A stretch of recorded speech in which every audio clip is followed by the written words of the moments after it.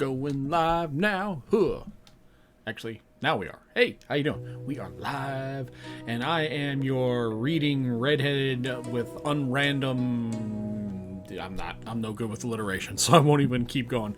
That was my attempt at Letterkenny. Sorry, I suck. I need to write that crap down if I'm going to ever do it. Hey, what are we doing? We are doing Chapter 13, Not at Home, of The Hobbit tonight. Guys, thank you so much for joining in. So, this is not a too long of a chapter. It's actually kind of short. Go ahead, chime in if you want. Whenever you like. Say whatever you want. I don't care. Do the super chats. If you're that gutsy, you want to try. Sure, why not? Try it. So, now we are. Hey, how you doing? There we go. That was confusing. Why was my audio overlapping? Weird. All right. So let's go ahead and get started. Chapter 13, Not at Home.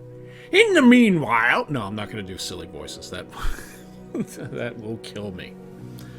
All right. In the meanwhile, the dwarves sat in the darkness, and utter silence fell upon them. Little they ate, and little they spoke. They could not count the passing of time, and they scarcely dared to move, for the whisper of their voices echoed and rustled in the tunnel. Smaug had been aroused by Bilbo and had taken off and left the mountain.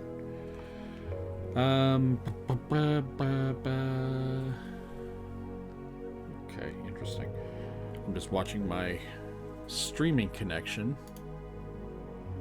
Why is it hanging up? Okay. Well, I'm not going to worry about that. All right. Whisper of the voices echoed and rustled in the tunnel. If they dozed, they woke still to darkness and silence, going unbroken. At last, after days and days of waiting, it seemed, when they became choked and dazed or want for air, they... Yes, I read that right. They could bear it no longer. They would have almost become sounds... Oh my god. They would almost welcome sounds from below the dragon's return. In the silence they feared some cunning delivery of his, but they could not sit there forever. Thorin spoke. Let us try the door, he said. I must feel the wind on the face soon or die. I think I would rather be smashed by Smaug in the open than suffocate in here. So several of the dwarves got up, groped back to where the door had been, but they found the upper end of the tunnel had been shattered and blocked with broken rock. Neither key nor magic had it once opened would ever open that door again. We are trapped, they groaned. This is the end. We shall die here. Maybe I should go back to the Sean Connery voice. That was kind of fun last time. Although I'm not as inebriated as I was last time. We shall die here. But that, oh god, that wasn't Sean Connery at all, was it? Ugh, sorry. But somehow when the dwarves were the most desperate, Bilbo felt a strange lightening of the heart, if a heavy weight had come from under his waistcoat. Come, come, he said. While there's life, there's hope. And my father used to say, third time pays for all. I'm going down the tunnel once again. I have been that way twice when I knew there was a dragon at the other end, so I will risk a third visit when I am no longer sure. Anyway, the only way out is down, and I think this time you all better come with me. In desperation, they agreed. Thorin was the first to go forward, next to Bilbo's side. Excuse me. Now do be careful, whispered the hobbit, and be as quiet as you can be. There may be no Smaug at the bottom, but then again, there may be. Don't let us take any unnecessary risks. Down, down they went. The dwarves could not, of course, compare the hobbit in real stealth, and they made a deal of puffing and shuffling, which echoed magnificently alarmingly. But though every now and then Bilbo in fear stopped and listened, not a sound stirred below. Near the bottom at the well he could at the bottom as well as he could judge. Bilbo slipped on his ring and went ahead.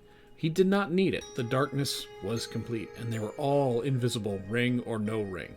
In fact, it was so black that the hobbit came to the opening unexpectedly, put his hand on air, and stumbled forward, and rolled headlong into the hall. There he lay face down on the floor, and did not dare get up, or hardly even breathe. But nothing moved. there was not a gleam of light, unless it seemed to him, when he at last slowly raised his head, there was a pale white glint above him, far off in the gloom. But certainly it was not a spark of dragon fire, though the worm stench was heavy in its place, and the taste of vapor was on his tongue. At length Mr. Baggins could bear it no longer. "Confound you, Smog, you worm," he squeaked aloud. "Stop playing hide and seek. Give me a light and then eat me, and if you can, catch me." Faint echoes ran around the unseen hall. There was no answer. Bilbo got up and found that he did not know what direction to run. "Now I wonder what on earth Smog is playing at," he said. "He's not at home today, or tonight, or whenever it really is, I do believe. If Oin and Gloin have not lost their tinder boxes, perhaps we can make a little light and have a look around before luck turns for us." "Light!" he cried. "Can anybody make a light?" "I could do a Bud Light." Bad joke, I know. The dwarves, of course, now we're gonna do silly voice. "The dwarves, of course, were very alarmed when Bilbo fell down the step with a bump into the hall, and they sat just where they had left him at the end of the tunnel. Shush, shush, they hissed. When they heard his voice and thought that he helped the Hobbit to find out where they were, it was some time when he could get anywhere out of them.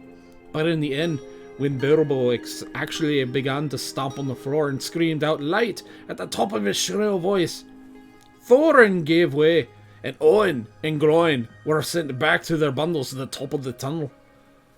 Well, after a while of twinkling gleams showing them returning, Owen with a small pine torch aloft with his hand, and Gloin with a bundle of others under his arm. Quickly, Bilbo trotted to the door and took the torch, but he could not persuade the dwarves to count the other lads that come along and join him. As Thorn fully explained, Mr. Baggins was still officially their expert burglar and investigator. If he liked to risk a light, that was his affair. They could wait for the tunnel in his report, so they sat near the door and watched. It's a little more Billy Connolly, I think, which that actually warms my heart a bit, because I love Billy Connolly. They saw the little dark shape of the Hobbit staring across the floor, holding the tiny light aloft. Every now and then, when he was still near enough, they caught a glint and tingle as he stumbled on some golden thing. The light grew smaller, and he wandered away into the vast hall. Then it began to rise, dancing into the air. Bilbo was climbing the great mound of treasure. Soon he was atop the top, and still went on. Then they saw him halt and stop for a moment. They did not know what the reason. That was kind of Irish there. I'm getting my island areas mixed up.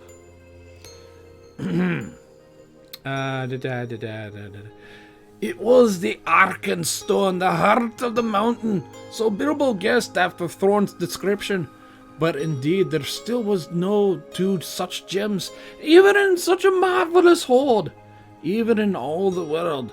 Ever as he climbed, the same white gleam had shone before him, and he had drawn his feet towards it. Slowly, it grew a little globe of pallid light. Now he came near, it was tingled and flickered sparkle of many colours of the surface, reflected and splintered from wavering down of his torch. At last he looked down upon it and caught his breath. The great jewel shone on his feet and his own alight, and yet caught and fashioned by the dwarves, who had cut it from the heart of the mountain long ago. It took all the light that fell upon it and changed into 10,000 sparks of white radiance shot with glints of the rainbow. Suddenly, Bilbo's arms went towards it, drawn by its enchantment. His small hand could not close about it, for it was large and a heavy gem. But he lifted it, shut his eyes, and put it in his deepest pockets. Those pockets of Bilbo have gotten him into so much freaking trouble in this book. Now I am a burglar indeed, he thought, but I suppose I must tell the dwarves about it sometime. They did say I could pick and choose my own share, and I think I choose this if they took all the rest. All the same, he had an uncomfortable feeling that the picking and choosing had not really been meant to include this marvelous gem, and the trouble would yet come of it. Now he went on again. Down the other side of the great mount he climbed, and a spark of his torch vanished from the sight of the watching dwarves. But soon they saw it far away in the distance again. Bilbo was crossing the floor of the hall. He went on until he came to the great doors at the further side, and there was a draught of fresh air approaching him, but it almost puffed out his light. He peeped timely through and caught a glimpse of great passages and the dim beginnings of a wide stairs going up into the gloom, and there was still no sight, no sound of smog or smaug. He did just go to turn and go back. It was a black shape swooped at him and brushed his face. He squeaked and stumbled backward and fell. His torch dropped head down and went out. Only a bat, I suppose, and hope, he said miserably. But now what am I to do? Which is east, south, north, and north? Where's north? I've lost where north is. And west. North and west, that's like a combination of the two. North. Thorin, Balin, Oin, Gloin, Fili, Killy, he cried as loud as he could. It seemed little thin noise in the wide blackness. The light's gone out. Someone come and find me, help me. For the moment his courage had failed altogether. Faintly the dwarves heard his small cries through the only that they only could catch was help. Now that what on earth and under has happened, said Thorin. Certainly not the dragon heard we not go on squeaking. They waited a moment or two, and still there was no dragon noises, no sound at all, but Bilbo's distant voice. Come, one of you, get another light, or two, Thorin ordered. It seemed we have got to go and help our burglar. It was about to turn to help, said Balin, and I am quite willing to go. Anyway, I expect it safe for the moment. Gloin lit several more torches, and they all crept out, one by one, and went along the wall as hurriedly as they could. It was not long before they met Bilbo himself coming back towards them. His wits had quickly returned as soon as he saw the twinkle of the lights. That is not an easy read.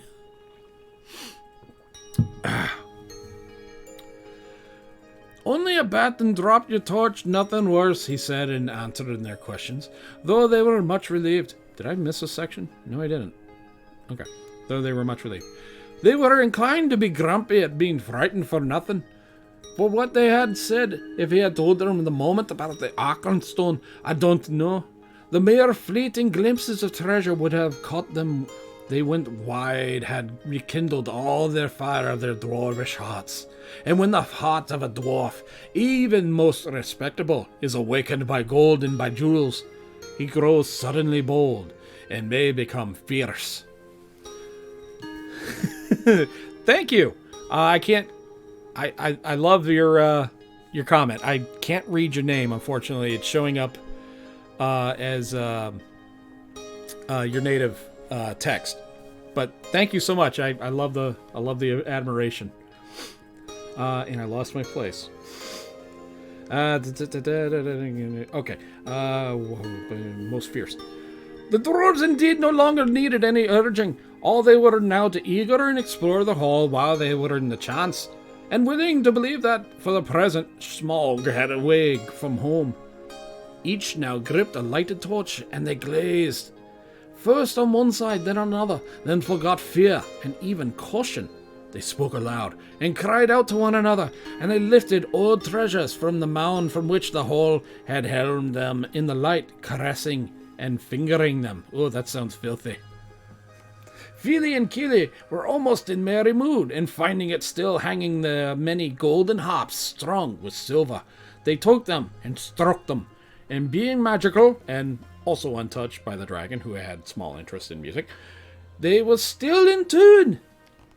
The dark hall was filled with melody that had long been silent, but most of the dwarves were more practical. They gathered gems and stuffed their pockets, and let what they could not carry fall back through their fingers with a sigh. Thorin was not least among these, but always he searched from side to side for something which he could not find. It was the Arkenstone, but he spoke of yet to no one. Ali, thank you again. thank you for watching and for chiming in. You like the voices? I don't know. This is my normal, stupid American voice. I'm trying to do a Scottish voice, which kind of bleeds into like an Irish, Northern Ireland, Welsh kind of dialect, which I really have no experience with, so how am I doing? Now all the dwarves took down mail and weapons from the walls and armed themselves. Royal indeed did Thorn look, clad in a coat of gold-plated rings with a silver haft-axed and belt crusted with scarlet stones. Mr. Baggins, he cried, here is the first payment of your reward. Cast off your old coat and put on this. Ooh, I don't know what that was. With that, he put on Bilbo a small coat of mail wrought with some young elf prince long ago. It was silver steel, which the elves called mithril, and with it went a belt of pearls and crystals. A large helm of figured leather strengthened beneath with hoops of steel and studded about the brim with white gems, was set upon the hobbit's head. Thank you, Ali. I feel magnificent, he thought, but I expect I look rather absurd. How they would laugh at on the hill at home. Still, I wish I was a looking glass handy. Still, I wish there was a... Yo, okay. All the same, Mr. Baggins kept his head more clear and bewitchment of the hoard than the dwarves did. Long before the dwarves were tired of examining the treasures, he became weary of it and sat down on the floor, and he began to wonder nervously of what end it would all be. I would give a many of these precious goblets, he thought, for a drink of something cheering out of one of Bjorn's wooden bowls. Thorin, he cried out loud, what's next? We are armed, but what good has any armor done before and against Smaug the Dreadful? This treasure has not yet won black. We are looking for gold, yet there is no way to escape, and we have tempered luck too long. You speak the truth, answered Thorn, recovering his wits. Let us go, I will guide you. Not in 1,000 years shall I forget the way of this place. Then he hailed the others, and they gathered together, and holding their torches high above their heads, they passed through the gaping doors, not without many a backward glance of flogging. The glittering mail they had covered again in the old cloaks and the bright helms with the tattered hoods. And one by one they walked behind Thorn, a line of little lights in the darkness that halted often, listening in fear, once more for any rumour of a dragon's coming. Though the old adornments were long mouldered or destroyed, and thought to be befouled and blasted with the comings and goings of the monster. Ugh. Thorin knew every passage and every turn. They climbed long stairs and turned and went down wide echoing ways and turned again and climbed yet more stairs and more stairs again. There they're smooth, cut out of the living rock broad and fire, and up the dwarves went, and they met no sign of any living thing. Only future shadows that fled from the approach of their torches fluttering in the draughts. That is challenging to do if you're not used to it.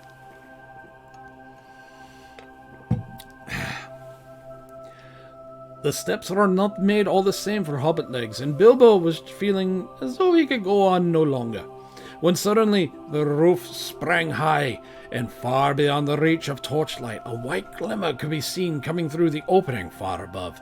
The air smelt sweeter. Before them light came dimly through the great doors, and the hung twisted in their hinges of half-burnt. This is the great chamber of Thorin, said Thorin, the hall of feasting and council. Not far off now is the front gate. They passed through the royal chamber, ruined chamber. Tables were rotting there, chairs and benches were lying overturned and charred and decaying. Skulls and bones were upon the floor, among flagons and bowls, and broken drinking horns and dust. And they came through yet more doors at the further end.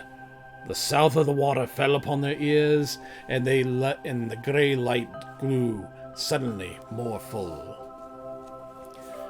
There is the birth of the running river, said River. I don't know what voice that is. River, said Thorin.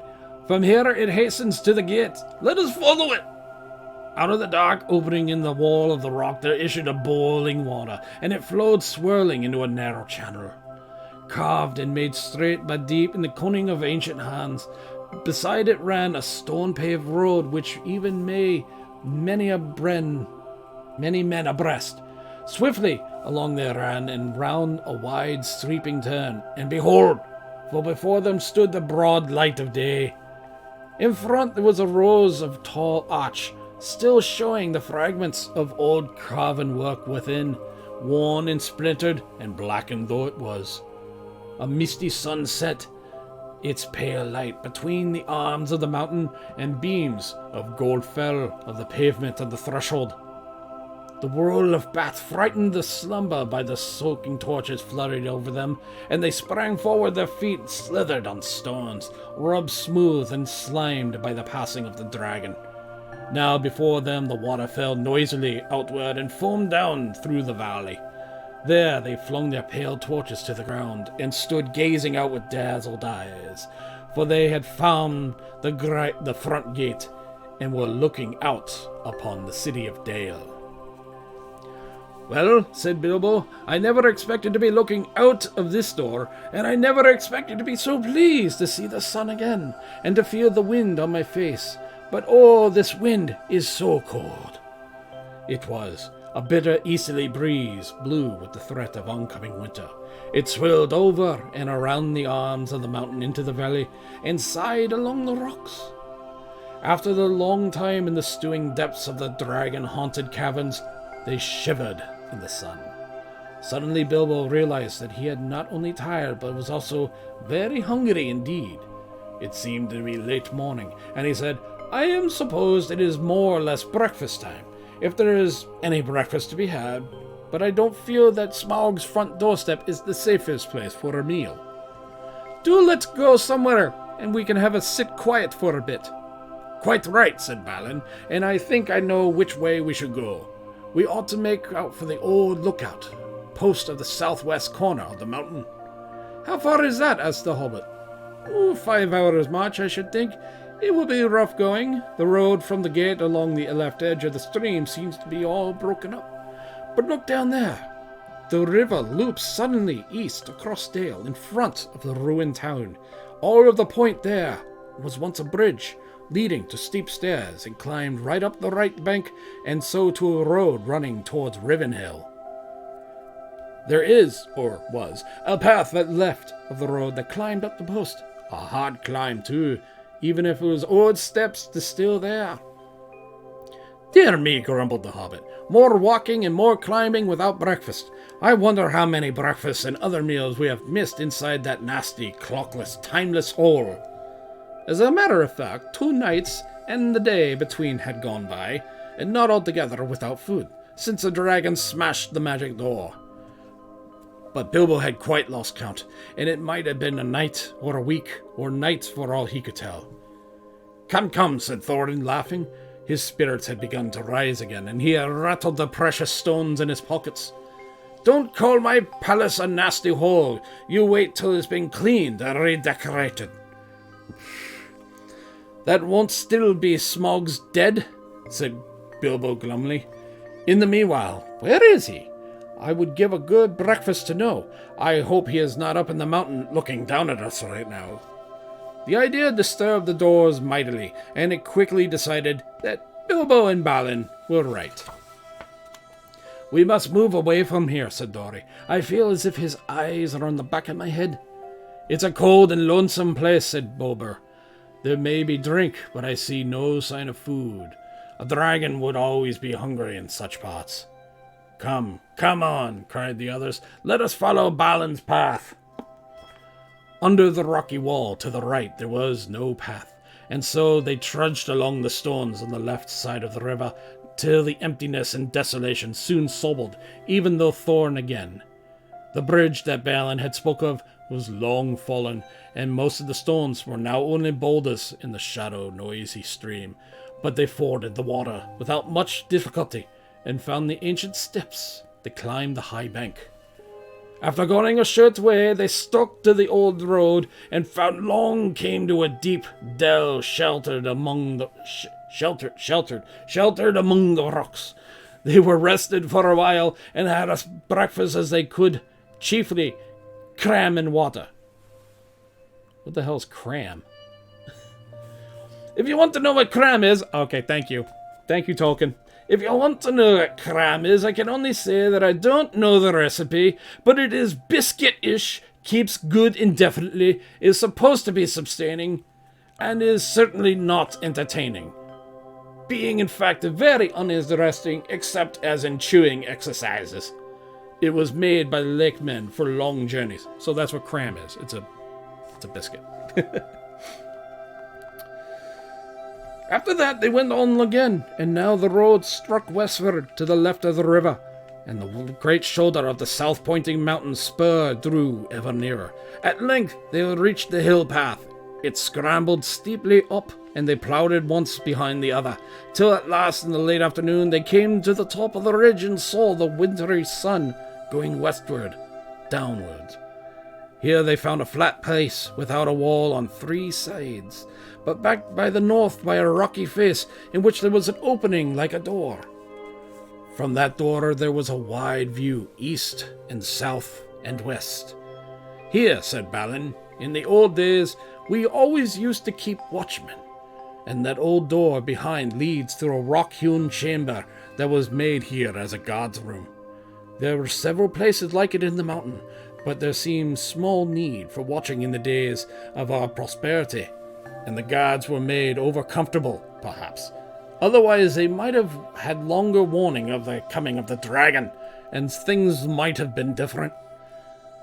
Still, here we can now lie hid and sheltered for a while, and we could see much without being seen. Not much use if we have been seen coming here, said Dory, who was always looking upward to the mountain's peak, as if he expected to see Smog perched there like a bird on a steeple. We must take our chance of that, said Thorin. We can go no further today. Here, here, cried Bilbo, and flung himself onto the ground. In the rock chamber there would have been a room for 100, and there was a small chamber further in, more removed from the cold outside. It was quite deserted. Not even wild animals seemed to have used it in the days of Smog's domination. There they laid their burdens and threw themselves down at once and slept, but others sat near the outer door and discussed their plans. In all their talk, they came perpetually back to one thing. Where is Smaug? They looked west, and there was nothing. They looked east, and there was nothing. And to the south, and there was no sign of any dragon. And there was a gathering of many birds. And in that they gazed and wondered, but still were no nearer understanding it. When the first cold stars start to come out. Stars start to come out. That's not easy in any language. Oh, that's it. Okay, that's it for the chapter. Wow, got through that pretty freaking quick. All right, guys, thanks for tuning in. That was an entertaining way of making use of a quick chapter. Do it in a really, really bad Scottish accent. I hope you enjoyed it. So next time we will do chapter 14, Fire and Water. This is the chapter of we find out what happened to Smaug, since he didn't seem to come back. But you guys know the tale, don't you? All right, so that's going to do it for tonight. Thank you so much for tuning in. Ollie, thanks for watching and commenting. That means so much to me. If total strangers are chiming in just to watch my dumb ass do stuff, that makes life worth living. Well, that might be pushing it, but it makes it an entertaining time. Thank you again, Ollie, and everybody else who's watched it post live as well. So again, I'm just going to sign out before I keep babbling, because I'll just keep babble. Good night, everybody. Good night.